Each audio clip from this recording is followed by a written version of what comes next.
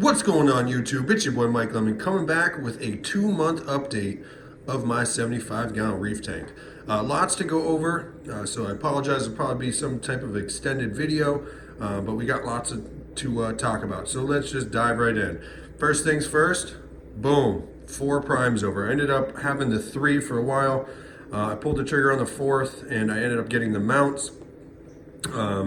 And I reached out to Jay from Jay's Reef, and I am running his light schedule, which is pretty cool. I looked on the preset ones on the AI website.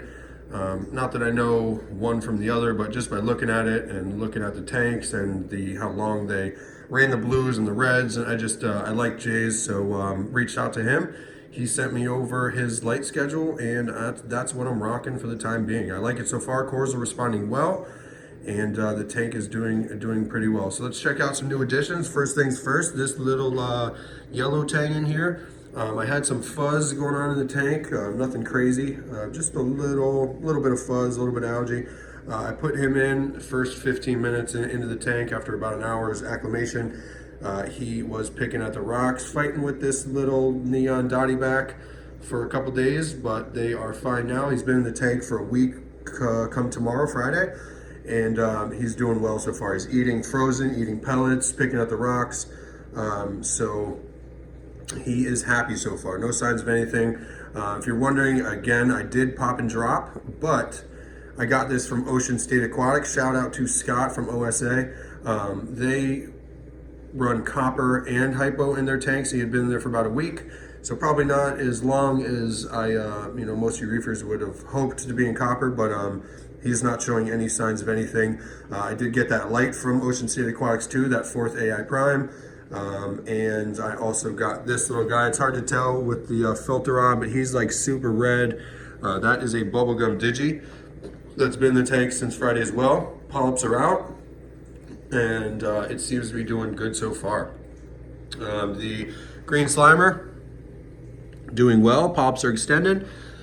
And he seems happy as well. Just go over some corals. This is just a frag rack with stuff I don't know what to do with, but the zoas are doing well. That little hammer is as big as it's ever been. This little war coral, I don't know if I'll keep it. Zoa's doing good. I added some zoas down here, so we got this little zoa pally rock. The jack-o'-lantern, it was almost done when it was in the cube in here. It's doing well. Got its color back. Can't really tell from the video, but it's definitely making a good comeback. This is my little rainbow Monty. Polyps are extended. It's super happy. Here's my hammer that I've had forever. If you guys look at my main little picture logo deal on YouTube and Instagram, it was like a 1 or 2 head at the time. Now it's like 5 or 6, and it is super happy. All the fish are waiting for me to feed them, so I'll probably defrost some frozen here in a little bit. But the tank is running well so far. I did a 25-gallon water change, I believe, on Monday or Tuesday night, and I got in there with the power head, blew off the rocks. I thought I was going to have to stir up the sand bed, but I don't really need to because there's really no like dead spots or anything.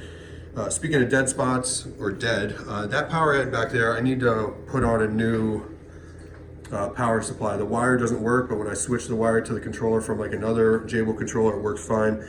So I do have another one downstairs. I just haven't had a chance to grab that. Excuse me. I also picked up another small Jabo power head, which I think I'm going to put in the back right corner and push the flow towards the front, and just put as much flow in here as I can without disturbing the sand bed. So as far as the tank, parameters are good, temperature is good, salinity's on point. I haven't even tested calcium. From my research, I even have an unopened HANA calcium checker. I haven't even opened it yet. I'm more monitoring my alkalinity. It was low for a while, so I turned it up, and it's been pretty high since then. I did the water change, and I tested it was at 10, then it went up to 10.4, and 10.4 is where it's at this morning. So I changed my solenoid on my Apex. I'm running really high, the pH in the calcium reactor. I'm at like between 7.3 and 7.4. So I'm thinking just because I don't have much consumption that I'm gonna have to raise it even higher to the point where it's barely turning on and off throughout the day. and hopefully that will bring it down a little bit to where everything's consuming some calcium alkalinity to bring that alkalinity down. So we will keep monitoring that. I'm testing like every other day just to see where I'm at. I'm putting my parameters in my apex just to keep track, and I think I'm on the right path. So I've been purchasing some corals. This thing was almost gone. Again, the color's not the greatest. It's more of like a pink. That is a, I can't even think of it. You guys know what it is. It's a little pink guy, and he was like almost gone. My buddy gave it to me with that green slimer. That guy had been hit by the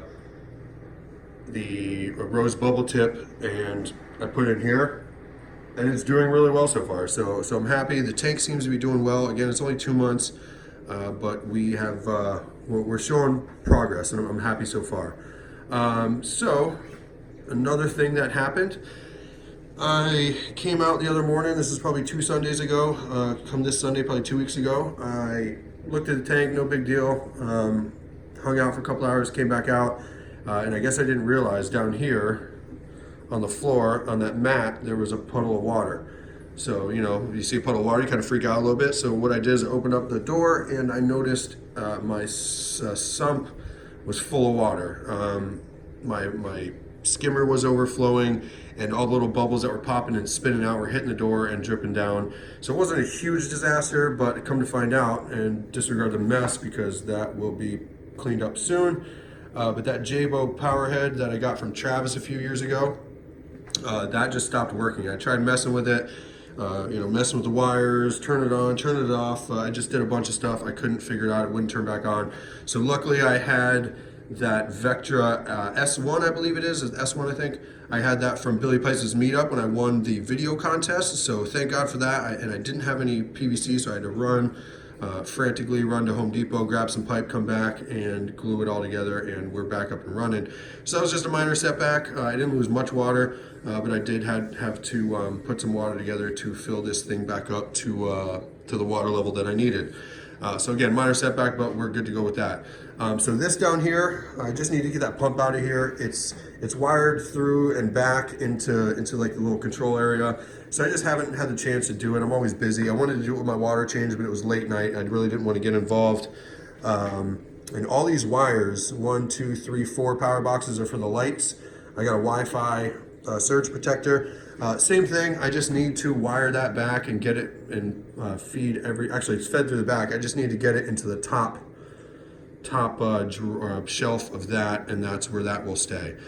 Same with this, the Vectra controller. I just need to get that strung through the back and then mounted over here somewhere. And then that wire disaster right there will be cleaned up, and we'll be good with that. So yeah, that's a mess, and it's one of these things where I'm just neglecting doing it because I really don't want to get involved in that. It's just going to be a pain. I got to unplug the return pump, run the wires through, and connect it up. So that will be coming soon.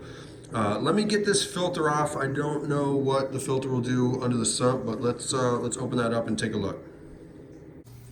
All right, so here we are back under the sump. Quite a mess in here, and by mess, I got the Vectra controller right here, so I need to do some wire management, get it through back there and into mounted over there. These tubes are going everywhere. I need to figure out a better spot to put call it an inlet, because I'm pulling with the Kimura. So I just have it drooped in there through the magnetic rack right there, and I need to find a better spot for that. I need to pull my temperature probe out and put it in there, and then again find a neater, cleaner spot for that. I do like how I'm running the outlet from the Kimura. I might need to shorten up this tube, but it's spitting into there. So that is stopping any stagnant water from happening. When I've had this sump running, on the last tank and on this tank, if the water's stagnant for so long, you get like that slimy snot stuff. And I started getting in here, and I just needed some surface agitation, so I ended up putting that in there, and I've not seen it since. So if anybody's trying to figure out how to get rid of it, whether that's a power head or something dripping in there like that, that seems to get rid of it entirely. My calcium reactor running fine. Got it connected to the apex, so that's doing well. That TNA Solenoid is working perfectly. I'm happy with it so far. Kimura is doing well. I still have a little bit of squeak, even when I put the lube on it. You get like kind of like a rubber on rubber squeak, but I deal with it. Not a big deal. I may put on a little more lube just to see if I can silence it down a little bit, but not one of my main priorities. If you see my return pump, the Vector right here, I just went straight up, just a straight shot. And what I'm gonna do here soon is just clip that white pipe and put in a check valve, check valve. I just wanna make sure that I don't ever have to worry about a back siphon, even though my return nozzles are, they're high enough to where when the water level goes down that they don't create a siphon, they're out of the water. So that's cool. The modular marine stand doing well ever since I put it in there. I emptied the skimmer cup this morning, but it's doing fine, running dry like I like it. So I'm happy with that. The overflow, I've kind of had to mess with it. It's a little loud at times, but I'm still messing with it, trying to tweak it and get it to where I want it to be, get it nice and silent. The $30 Cobb LED grow light is growing my Chaeto pretty well. I'd say really good. I don't think I have as much nutrients as I did in my last tank for it to be really cranking, but it's working. I'm happy with it. The only thing I don't like is it's actually producing some green hair algae. There's a lot of light leak, so you see some little bit of green hair algae on the walls right there. There's some in the actual chamber right here. So what I'm thinking about doing is dropping the light probably 4 inches to get it a little over the, without light leaking into the other chambers. So that will be coming soon. Heater's doing well. Like I said, calcium reactor is doing well. I just need to get in here and clean up a little bit. I changed the filter pad, the pinky pad this morning, so that looks nice and clean. It actually got kind of gross. I let it go for probably a week too long, but I changed that out this morning, and it's doing good so far. So another thing I noticed the other day is that when my lights are on, I don't see them right now. I think because I've had these little lights in here, but like if you look down in there, you can't really see them, but like on the Chaeto, I think I have bristleworms. I've never had a bristleworm before. I've only seen like you guys show them on YouTube, maybe on like Reef to Reef or something, but it's, they look like little centipedes. And I have, I don't know, any given time when the fuge light is off anyway, you can see probably 10 of them crawling around on the Chaeto. So I don't know if they're bristleworms. I'm hoping they are. I'm hoping they're not some kind of pest. But I'm going to leave them alone. The main display seems to be doing fine. There's the main display with no filter. So we will keep an eye on that. And yeah, we're doing all right. If you weren't in my live stream a while ago, then I will let you know what happened. Anyway, I was making RO and I went to bed and forgot it. So it was running all night and I ended up kind of flooding the basement a little. So I ended up picking up the Flood Guardian. I haven't even opened it yet, but that will be coming soon. I do need to make some RO here in a little bit, so I might even get it connected right now. Other than that, I think we are all right. Oh, I did lose the 6-line RAS. I woke up to him stuck up in the power head up there. I think the Neon Dye Bag bullied him because he always did. Every time they got somewhat close to each other, they were, he was just getting bullied. 6-line, he wouldn't let him eat, was just picking on him always. So I don't know if he starved or got beat up, but he ended up passing away, which sucks.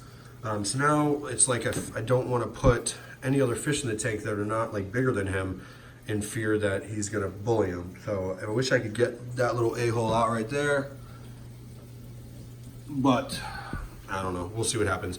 Other than that, the tank is doing well. I need to make some RO, and I think I'm going to try and do like bi-weekly, maybe like 20-gallon water changes. If not, maybe I'm thinking about doing like a 40-gallon monthly water change. See how that does, but we'll tweak my maintenance schedule and see how the tank reacts to the things I'm doing. But there's still a lot of work to do between wire management and still lots of stuff to buy, mainly livestock, but we're doing all right. Primes are cool. I'm happy with those so far. Other than that, I think that's about it, guys. I may switch salts to the whatever BRS uses, the Tropic Marin Coral Pro or whatever it's called. Based on their videos, it seems like it's not much of a difference, basically pound for pound. So I might switch to that. I kind of like their parameters a little higher than this Reef Pro Mix, the RPM by Fritz. So we'll see. I'm running low on the Fritz, and I need to make a move. So that might be coming soon. And I'm contemplating upgrading my skimmer. Not that anything's wrong with that. I just kind of want something newer. So appreciate you guys watching this long. It's been like a 15-minute video, so I will let you guys go here. Any questions, concerns, comments, drop them things down low. And I appreciate you guys watching. Like, comment, subscribe. Your boy Mike Lemmings out. Peace.